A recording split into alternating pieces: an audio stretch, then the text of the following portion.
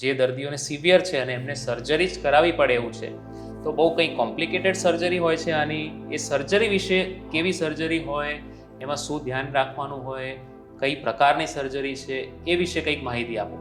એટલે અમે તો અમારા બધા પેશન્ટને ખાસ કહીએ છીએ કે આને સર્જરી નામ જ ના આપો. આ એક પ્રોસિજર છે.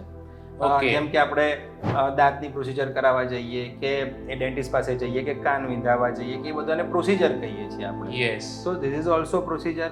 અમે પેશન્ટને આ રીતે સમજાવીએ છીએ કે 15 મિનિટની પ્રોસિજર છે, ચાલતા અંદર જવાનું છે, ચાલતા બહાર આવવાનું છે અને સીધા ઘરે જતું રહેવાનું છે. હોસ્પિટલનો રૂમ જુઓ નહીં તો પણ ચાલી શકે. લોકલ એનેસ્થેસિયામાં થતી પ્રોસિજર છે.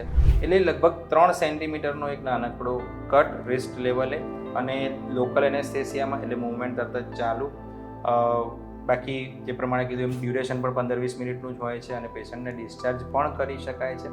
એટલે this is one kind of procedure, બહુ જ નાની.